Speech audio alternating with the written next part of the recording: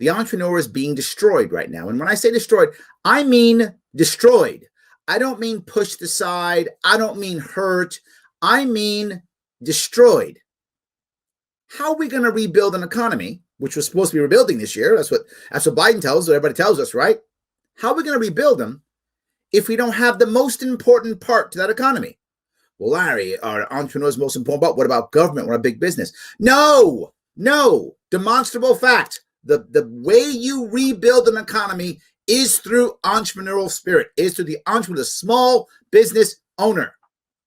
Most of all new jobs, this has been true for literally decades, have come from small businesses, and we are destroying them. As of Q3, October 1 last year, third quarter last year, over 100,000 small businesses, United States, out of business, over. And that was, again, 4 months ago now, so I don't know what the numbers are now. And 60% of those will never come back. Never. Do you know how hard it is for someone who's had a business to lose it, maybe declare bankruptcy, to come back from that? Do you know how hard that is? First off, it's years before you can come back, if you can come back. But maybe you don't. You've been burned so much you don't even try again. If you try again, now you're scared. These are the people who are going to be starting the jobs. These are the people who are going to be rebuilding our economy, and we're purposefully destroying them. And what brought this to my attention was a story here in Astoria, Queens. There was a guy who has a hookah lounge. So you know what a hookah lounge is? It's when they smoke the pipes, and you guys know hookah lounge. Anyway, hookah lounge here in Astoria, Queens. Guy's desperate. Burns to the ground. Clearly trying to get either just angry or trying to get insurance, whatever the case may be. Of course he gets caught. Why does he get caught? He's not a professional thief. He doesn't know how to do this right. Of course he doesn't, because that's not what he is. He's a guy who runs a hookah bar. That's who he is. But he's desperate because he hasn't been able to have people, in his place for now almost a year.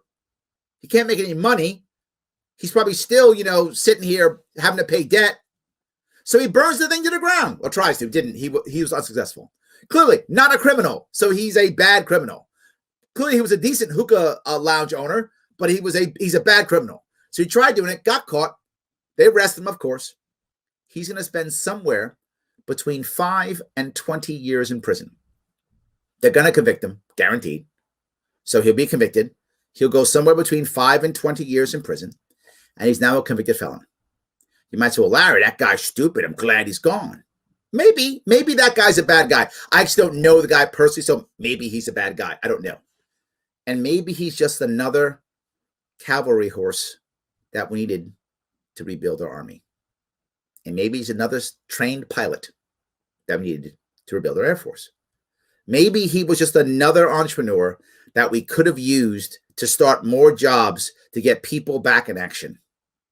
And for every one that I see here, there's probably 50 I don't even know about. I'm just one state, one city. Who knows how many people are trying now to do illegal things? You see the black market exploding everywhere. I've always said the war on drugs was also a war on brown and black entrepreneurism. And now the war on COVID is also a war. Except, of course, now it's also on white, black, brown, whatever. Insert American entrepreneurism. Small business. It is crushing them to where they feel like there's no hope. They feel like there's no chance. They don't want to try it again. And now they're scared to even give it a shot. The more we keep this going, the worse they feel. How are we going to rebuild this economy? Through government jobs only? Already about 1 in 7, 1 in 8 Americans works for the government. If you go indirectly through government contracts, probably about 1 in 6. How big is this going to go? 1 in 5? This is literally communist numbers. This is socialist numbers if we go that high. Are we going to go that high to a 1 in 4, 1 in 5 Americans works for the government? Is that where we're going? I mean, maybe. I'm trying to find another answer. Or are we now going to have everybody work for big business, which I thought we hate now? I thought we're mad at big tech and big business and Walmart and Amazon. But we're giving people no options. They have to work for government or Amazon or Walmart. Or insert large franchise. And that's the only options? To be clear, I'm not against government workers. I'm not against big business workers. They have a very important part in our overall economy. And we should have workers of all types, of course. I'm just not anti-small business. Can't we have all of it? Am I that greedy that we can't have people in every part of the economy working? Small, big, medium, government, everything? How are we going to grow this? Easy to grow government jobs, print magic money, make and announce stuff. You now have magic government jobs. Do it all the time. Oh, we need more people? Print magic money, give a decree. Now it's a law. Boom, you've got government jobs. Great. But at what percentage are you taking people out of the private economy and shoving them all into the government world? One in five? Is that where we're going? 1 in 4? This is a huge problem that people aren't talking about.